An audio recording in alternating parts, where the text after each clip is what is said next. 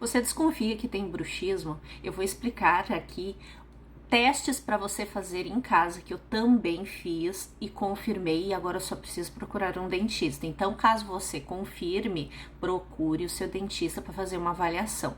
Lá vai. Primeiro sintoma, né?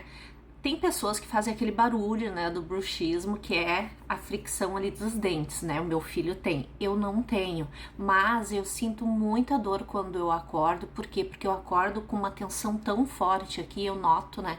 E por dentro da minha bochecha tem uma linha ali, como se tu tivesse mastigado aquela carninha de dentro da bochecha e fica uma linha ali que tu, né, mastigou realmente, fica uma linha.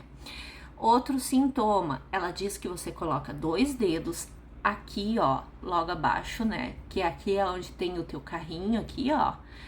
Vai fechar a boca e vai fazer um movimento com a boca fechada de mastigar. Você vai fazer ó, ó. Bem...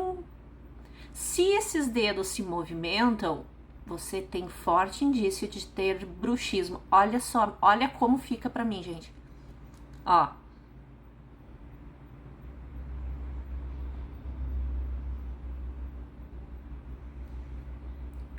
Mais uma confirmação que provavelmente eu tenho bruxismo.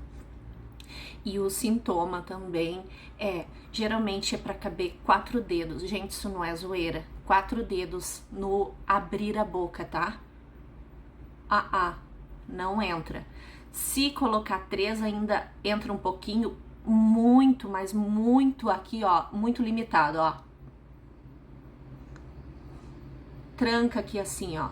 Isso significa que a gente tem uma limitação aqui na abertura. Isso é muito ruim.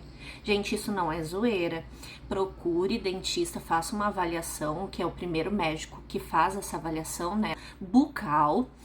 E às vezes você vai precisar de uma placa. Eu vou ir atrás, porque da outra vez eu já tava com alguns sintomas e eu não fui atrás, porque eu tava preocupada com os sisos que eu acabei nem tirando.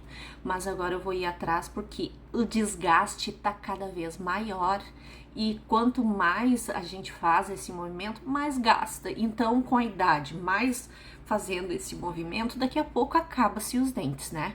Então, essa é uma dica que eu estou passando para vocês. Espero que vocês gostaram. É uma dica de uma médica que, em espanhol, passou essas dicas para você verificar em casa.